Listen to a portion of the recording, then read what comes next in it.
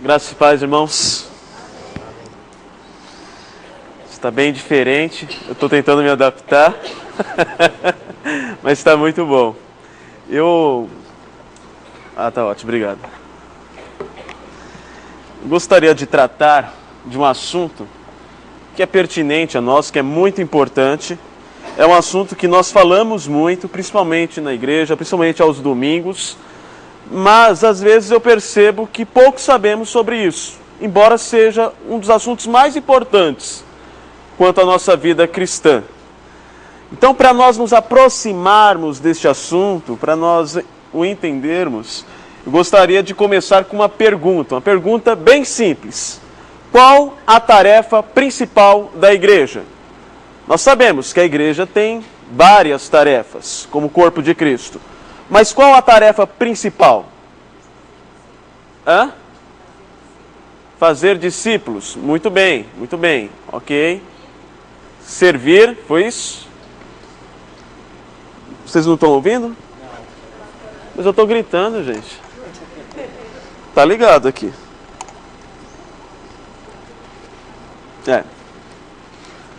Tá verdinho, né?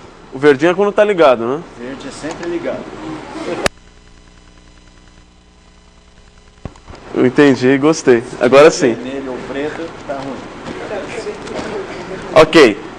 Então, quanto à pergunta, qual a principal tarefa da igreja, nós já ouvimos algumas respostas. Fazer discípulos, servir, o que mais? Anunciar a sã doutrina, o discipulado, junto ao evangelismo, o que mais? Tá ficando alto, hein? Agora eu não quero ver ninguém reclamando.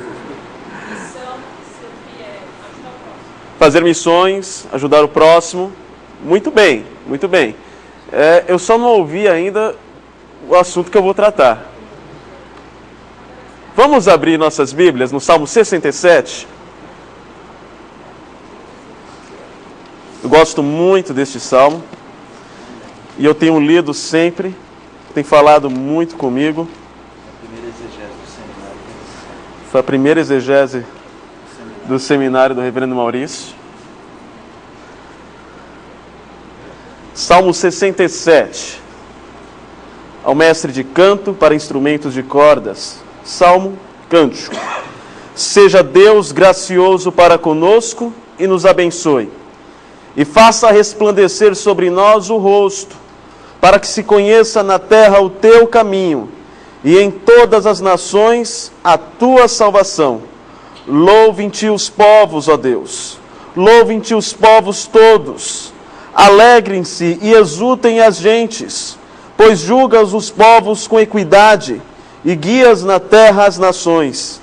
Louvem-te os povos, ó Deus. Louvem-te os povos todos. A terra deu o seu fruto, e Deus, o nosso Deus, nos abençoa. Abençoe-nos, Deus, e todos os confins da terra o temerão. Ó Deus, obrigado pela Tua palavra que nos instrui, e agora pedimos humildemente a Tua iluminação, a Tua direção, que o Senhor mesmo nos edifique por meio da Tua palavra e da exposição fiel dela, Senhor. Esteja conosco, que possamos viver na Tua presença e que possamos colocar em prática aquilo que aprendemos. No nome de Jesus Cristo, nosso Senhor e Salvador, oramos. Amém. O assunto que eu gostaria de tratar com os irmãos é este que está na tela agora.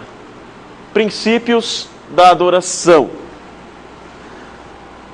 É interessante que este salmo, ele fala assim de missões. Ele fala assim de evangelismo. Ele fala do nome de Deus sendo pregado em todas as nações, em todos os povos, que todas as etnias reconheçam que Ele é Senhor, que Ele é Deus e que Ele reina. De fato, quando nós perguntamos qual a principal tarefa da igreja, missões, evangelismo, amar o próximo, são coisas que nos vêm à mente. Mas é interessante que este salmo mostra que, na verdade, o combustível de missões é a adoração. O texto diz: seja Deus gracioso para conosco e nos abençoe. e faça resplandecer sobre nós o rosto, para que se conheça na terra o teu caminho e em todas as nações a tua salvação. E as nações então o louvarão. Missões, na verdade, é um chamado para a tarefa principal da igreja, que é a adoração. Quando nós fazemos uma pergunta que é mais particular, é mais próxima, nossa, né? Quando nós perguntamos assim, que é a primeira pergunta do catecismo, a única que a gente sabe, né? Qual o principal objetivo do ser humano? Qual? Glorificar a Deus e desfrutar dele para sempre. Ok, este é o objetivo, este é o fim principal meu e seu, particular, não é? Mas repare que este fim principal, meu e seu, é também o fim principal coletivo da igreja. O fim principal da igreja é glorificar a Deus e desfrutar dele para sempre. Então a tarefa principal da igreja é a adoração, é glorificar a Deus, é reconhecê-lo em todos os nossos caminhos. É interessante que Paulo ele escreve Romanos com objetivo. O objetivo dele é para que ele consiga patrocínio para anunciar a Cristo aonde ele até então não havia sido anunciado, que na época era a Espanha, a região da Espanha. E ele começa no capítulo 1 falando que o ser humano está caído em pecado, que os atributos invisíveis de Deus se manifestam na criação, mas os homens percebem isso, no entanto não o glorificam. Eles criam para si ídolos, à imagem de homens e de animais, e dizem, esse daqui é o autor de toda esta criação. E Paulo vai dizer no capítulo 3, ainda falando sobre o pecado de toda a humanidade, que todos pecaram e carecem da glória de Deus. No capítulo 10 de Romanos, ele vai dizer, porque todo aquele que invocar o nome do Senhor será salvo. Como, pois, invocarão aqueles que não creram? Como então crerão aqueles que não ouviram? E como ouvirão se não há quem pregue? Sabe o que ele está dizendo? Gente, olha eu aqui, ó. Eu quero ir, mas eu preciso de patrocínio. E aí ele termina essa citação citando Isaías 52, versículo 7. Quão formosos são os pés daquele que anunciam coisas boas. Isaías 52, versículo 7 diz que anunciar coisas boas é dizer, Deus reina em Sião. É dizer, existe um Deus. Existe alguém que dá sentido à vida humana, que dá significado. E Ele é o autor de toda a vida, de toda a criação, e Ele nos criou como coroa de tudo que foi criado, da natureza, para nós o adorarmos, para nós nos relacionarmos com Ele. Então o evangelismo, as missões são estimuladas pela consciência de que Deus reina em Sião e deve ser reconhecido. Missões é dizer, existe um Deus, e eu quero que você o adore, eu estou convidando para que você o reconheça como Senhor da sua vida e como o único que é digno de toda a glória e de toda a adoração. Um texto que vai deixar isso bem claro, ele está lá em Efésios, capítulo 1, a partir do versículo 3.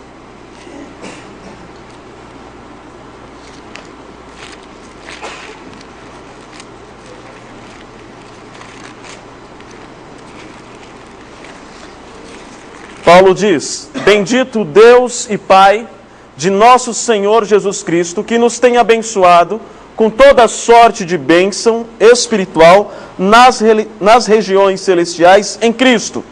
Assim, este Deus Pai nos escolheu nele antes da fundação do mundo, para sermos santos e irrepreensíveis perante Ele, e em amor nos predestinou para Ele, para a adoção de filhos por meio de Jesus Cristo, segundo o beneplácito de sua vontade. E Ele nos elegeu e Ele nos predestinou para o louvor para louvor da glória de sua graça. Agora ele começa a falar do amado, que é Jesus Cristo, que ele nos concedeu gratuitamente no amado, no qual temos a redenção pelo seu sangue, a remissão dos pecados, segundo a riqueza da sua graça, que Deus derramou abundantemente sobre nós e em toda sabedoria e prudência, desvendando-nos o mistério da sua vontade, segundo o seu beneplácito que propusera em Cristo, de fazer convergir nele, na dispensação da plenitude dos tempos, todas as coisas, tanto as do céu como as da terra. Nele digo, no qual fomos também feitos herança, predestinados segundo o propósito daquele que faz todas as coisas, conforme o conselho da sua vontade. Ele está falando agora do amado, de Cristo, que nos redimiu, que nos comprou, que nos purificou com o seu sangue, que nos salvou. E o Filho fez isso para louvor da sua glória. Nós, o que de antemão esperamos em Cristo, em que também vós, depois que ouviste a palavra da verdade, o evangelho da vossa salvação, tendo nele também crido, fostes selados com o Santo Espírito da promessa, o qual é o penhor da nossa herança até o resgate da sua propriedade, em louvor da sua glória. A Trindade está empenhada em salvar aquele que Deus Pai elegeu, a fim de que Deus seja glorificado, que a Trindade seja glorificada. O Pai predestina na eternidade, Ele elege para louvor da sua glória. O Filho é enviado no tempo, no espaço, vem ao mundo em forma de servo, morre pelos nossos pecados, e Ele nos redime para louvor da sua glória. E o Santo Espírito aplica a salvação de Cristo Jesus em nós, por meio da obra da regeneração. Ele também é o penhor, é a garantia dessa salvação. Ele habita em nós agora. E Ele faz a sua obra para louvor da sua glória. Reparem então que a principal tarefa da igreja é a adoração. Deus Pai nos elegeu, Deus Filho nos redimiu e Deus Espírito nos selou para louvor da sua glória. Fomos eleitos por Deus na eternidade para adorá-lo. Portanto, no culto, a igreja experimenta o propósito da sua eleição, da sua redenção e do selo do Espírito Santo, que é a adoração a Deus. E o evangelismo e missões têm o seu combustível aqui. Vamos ser instrumentos de Deus para proclamar o Senhor, a fim de que as nações louvem a Deus. Vocês lembram aquele hino? De todas as tribos, muitos virão te louvar. Dá o microfone para o senhor. Vocês lembram, não é? De todas as tribos, povos e raças, muitos virão te louvar. O Senhor tem as suas ovelhas, os seus eleitos, espalhados pelo mundo. E eles ouvirão a voz do bom pastor, que dá a sua vida pelas suas ovelhas. E eles virão até Cristo.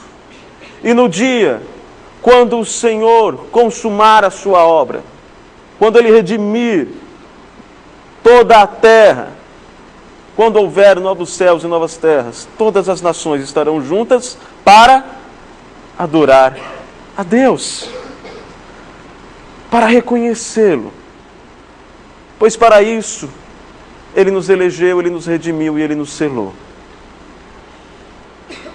Então gostaria, e já estou falando com vocês, sobre os princípios da adoração. O primeiro princípio é reconhecer que a adoração é a principal tarefa da igreja. Eu gosto de uma frase do Agostinho que eu anotei aqui.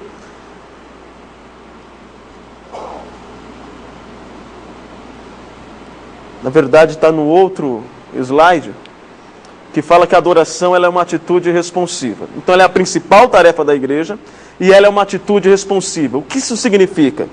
Paulo diz que todos pecaram e carecem da glória de Deus. para que os homens reconheçam Deus como seu Senhor, para que os homens reconheçam a glória de Deus, é necessário que o Espírito trabalhe em seu coração.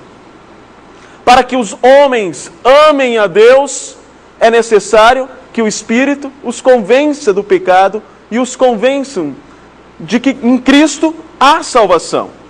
Obviamente, você já evangelizou alguém e você até perdeu a paciência. Se você não demonstrou, você estava mantendo aquela cara de sério, né? Comportado, mas dentro de você queria abrir a cabeça da pessoa e colocar o evangelho dentro da cabeça dela, né? E ela não entende. Por quê? Porque isso é obra do Espírito Santo. Só o Espírito Santo tem acesso ao coração humano. Cabe a nós apenas proclamar. Quem convence é o Espírito. Paulo diz, lá em Efésios capítulo 2, que a condição do homem sem Deus é uma condição de pecado e morte. Ele vos deu vida, estando vós mortos em vossos delitos e pecados, nos quais andaste outrora, segundo o curso deste mundo, ou seja, éramos controlados por ideologias mundanas. Segundo o príncipe da potestade do ar, controlados também por Satanás. E segundo as inclinações da carne, fazendo a vontade pecaminosa da carne. Ou seja, éramos controlados pela nossa própria vontade pecaminosa. Você dizia, bem, eu faço o que eu quero, ok, mas o que você quer é pecar. Você é escravo da sua própria vontade. E o que Deus faz por meio do Espírito Santo? Ele nos liberta dessa condição. Ele nos regenera, Ele nos dá vida. E então a adoração se torna uma resposta à obra do Espírito em nosso coração. A adoração, o nosso louvor, deve ser uma resposta àquilo que Deus fez em nós, àquilo que Ele está fazendo. Eu posso dizer que Ele é bom, que Ele continua sendo bom, porque o Senhor me revelou isso. Ele trabalhou no meu coração para que eu chegasse a essa conclusão. E Ele tem trabalhado. Eu posso expressar no meu cântico a necessidade dEle ser o centro da minha vida, porque Ele tem me revelado isso. Eu posso, através dos hinos, demonstrar o meu louvor, o meu amor ao Senhor, porque Ele me amou primeiro. Logo, a adoração é uma resposta. E aí sim, eu cito agora Agostinho. Agostinho diz, eu pecava porque em vez de procurar em vós os prazeres, as grandezas e as verdades, procurava-os nas suas criaturas, em mim e nos outros. Por isso precipitava-me na dor, na confusão e no erro. Ele diz, sem Cristo, sem Deus, sem a ação do Espírito Santo, eu buscava satisfação nas coisas, nas pessoas e em mim mesmo. Mas eu não encontrava satisfação. Porque no homem há um espaço que somente Deus pode preencher. Pois nós fomos feitos para Ele. Só Deus dará sentido à nossa vida. Só Deus dará significado. Mas o homem está perdido, está morto. Não pode por si só chegar a Deus, a não ser que o Espírito o convença do pecado, lhe dê vida, para que então ele responda à graça, e ele sempre responde afirmativamente, porque a graça ela é irresistível.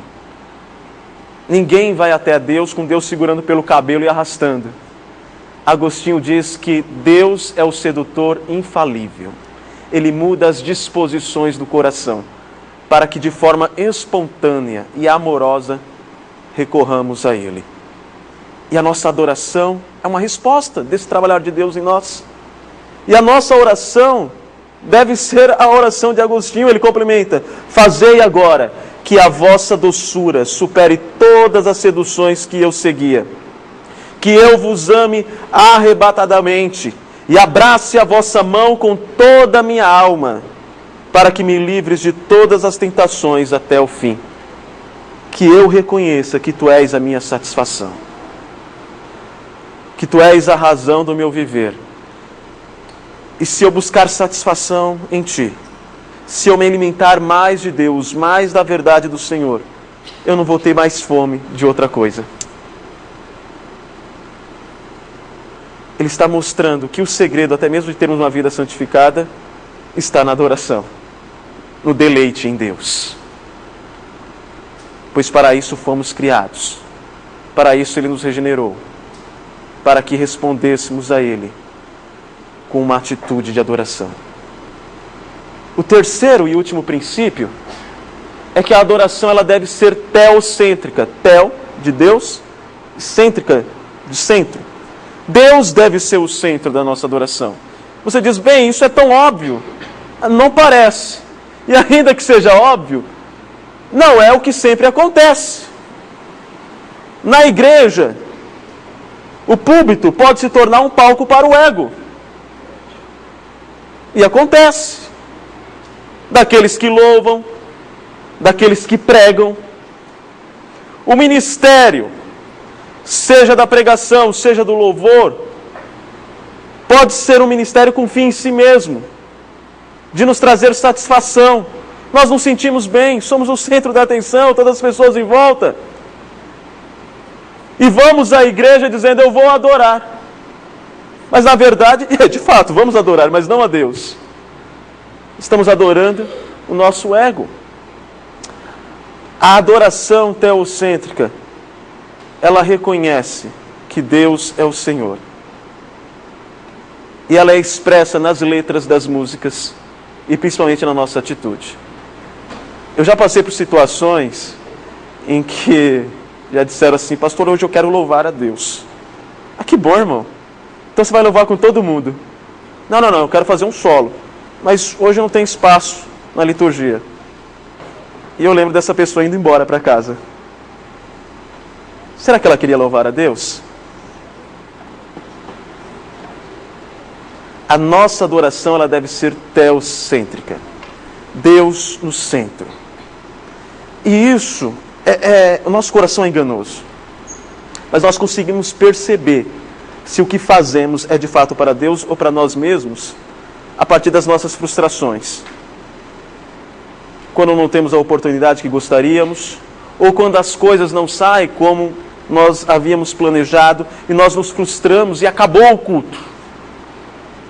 Ou até mesmo, uma frase que é muito usada nos finais do culto, hoje o culto não foi bom. Hoje o culto foi bom. A pergunta é, o culto foi para você? Nós temos uma atitude de espectador. Eu sento no banco, eu assisto ao culto, esperando que ele me agrade. Que ele satisfaça ou massageie o meu ego. Mas isso não é culto teocêntrico. É culto para o eu. É uma adoração egocêntrica. A adoração teocêntrica parte da consciência de que, independente de como a minha vida está, eu estou na casa de Deus para oferecer a Ele um culto reverente e alegre. Não é que o culto vai me alegrar. Não, eu digo, Senhor, trabalha no meu coração para que eu ofereça a Ti um culto alegre, reverente. Que eu o glorifique neste momento com os meus irmãos. Amados, nós vamos à igreja não para sermos cultuados, mas para oferecer um culto. A grandeza do culto não está em sua pompa em geral, ou na pretensa qualidade das pessoas. Olha como esse pastor prega, olha como fulano canta. Não é aí que está na beleza. Olha como a igreja está bem arrumada, olha como o templo está bonito. Não, esse não é o centro do culto. Ou no brilho do coral, ou na eloquência do pregador, na beleza do templo, ou qualquer outra coisa que possamos apresentar. Na realidade, a grandeza de nosso culto está na santidade majestosa de Deus. Que privilégio que por meio da graça do nosso Senhor Jesus Cristo, agora posso me aproximar desse Deus santo, que não pode ver o pecado, mas que ele me recebe porque Cristo redimiu este pecado. E agora eu posso oferecer culto a ele. Eu posso me aproximar dele. Eu posso chamá-lo de Pai, certo de que ele ouve as minhas orações. E por causa de Cristo recebe a minha adoração. É aí que está a beleza do culto. A beleza do culto está em Deus. Se você sai frustrado do culto, é porque você não adorou o verdadeiro Deus. Porque é impossível se aproximar dele, ter comunhão com ele e sair insatisfeito. Porque se isso fosse possível, Deus seria insuficiente. Isso é uma contradição de termos. Deus é plenamente suficiente para nos satisfazer. E se não somos satisfeitos, é porque temos buscado qualquer outra coisa, mas não a ele.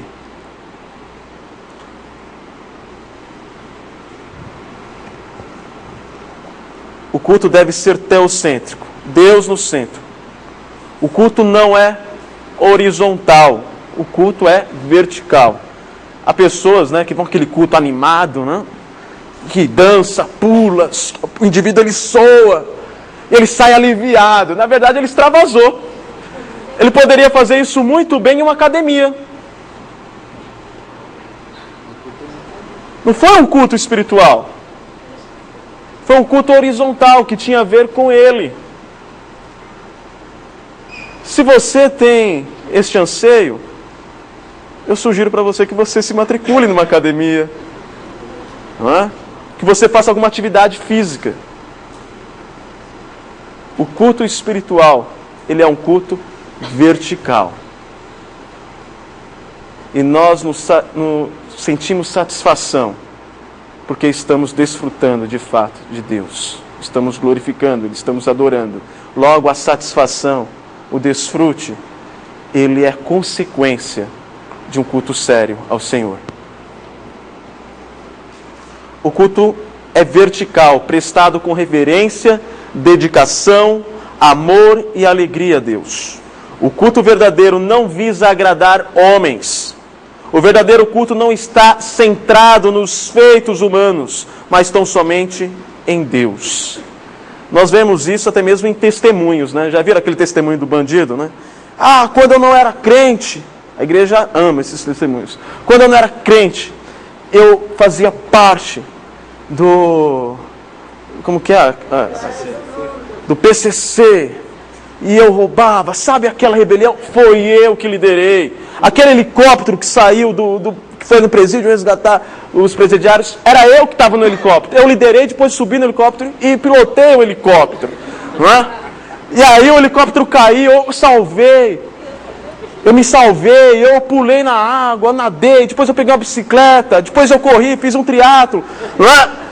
E aí ele vai contando e passa boa parte do seu testemunho falando dos seus feitos, de quando ele era um bandido. Aí no finalzinho ele diz assim, e aí eu me converti em Cristo. Aí a igreja responde, estava tão bom, que aventura. Não, amados, o culto, o nosso testemunho, não está baseado nos nossos feitos, principalmente nos nossos feitos pecaminosos, mas naquilo que ele fez por nós. Porque o culto é uma atitude responsiva, ele é teocêntrico. Logo, aqueles que alegam frieza no culto e a ausência de Deus, as palavras do teólogo Warfield os são propícias. Se não há fogo no púlpito, cabe a você acendê-lo nos bancos. Nenhum homem pode fracassar em encontrar-se com Deus no santuário, se ele traz Deus consigo por ali. Como é fácil transferir a culpa de nossos corações frios para os ombros de nossos líderes religiosos. Se o culto não nos é interessante, a falha está tão somente em nós. Vocês entenderam a frase, né? O culto não foi bom. Também aquele pastor saiu do seminário esses dias, todo enrolado. O culto não foi bom. Também aquela irmã desafina tanto. Canta fora. O culto não foi bom. O diácono brigou com meu filho só porque ele não para sentado no banco. O culto não foi bom por isso ou por aquilo outro. Meu amigo, se o culto não foi bom, o problema está em você. Porque demorar, isso daí eu escuto bastante. Eu nem citei porque já está... Como é fácil transferir a culpa de nossos corações frios para os ombros de nossos líderes religiosos. Nenhum homem pode fracassar em encontrar-se com Deus no santuário, se ele traz Deus consigo para ali. Se a tua motivação é Deus, não há fracasso, não há decepção, não há insatisfação no culto. Por fim, nós vimos os princípios da adoração. Talvez você lembre de outros. Eu me ative a esses 3. Nós falamos da importância. Um dos princípios tinha a ver com a importância da adoração. Ela é a principal tarefa da igreja. Nós vimos também a possibilidade. A adoração ela é possível porque ela é uma atitude responsiva da obra que Deus fez em nossos corações. É isso que torna a adoração possível. É porque Deus nos regenerou, nos deu vida, para que de fato possamos cultuá-lo. Somente um regenerado, somente um salvo pode cultuar verdadeiramente a Deus. E por último, nós vimos a base da adoração, que é o próprio Deus. Pois a adoração, ela é teocêntrica. É Deus no centro. Vamos ter uma palavra de oração. Em seguida o grupo já pode tomar a frente aqui.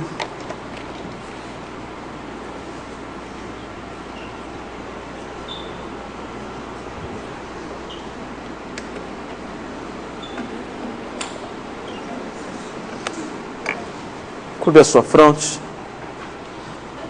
Ó Pai, nós o louvamos cantando que o Senhor seja o centro. Que isso não seja dito da boca para fora. Que isso não seja apenas expresso por lábios, mas vindo de um coração frio, distante de Ti. Mas que seja uma expressão verdadeira. Que seja, ó Pai, uma implicação da atuação do Teu Santo Espírito em nossos corações. Que não nos esqueçamos da importância de o adorarmos, pois essa é a tarefa principal da Tua igreja. Fomos eleitos, regenerados, redimidos para isso. Que não nos esqueçamos que a possibilidade de o adorarmos em espírito e em verdade é porque o Senhor trabalhou em nossos corações, o Senhor nos deu vida. E que o culto seja de fato um culto vivo, alegre, reverente, que haja dedicação e amor em nossos corações para assim o fazermos. E ó Pai, que jamais esqueçamos que nós fomos chamados por Ti para adorá-lo, para reconhecer que o Senhor reina, para proclamarmos às nações o Teu nome, a fim que elas o louvem, o adorem. Pois naquele dia, no fim de todas as coisas, a Tua glória encherá a terra e todo joelho se dobrará diante de Ti.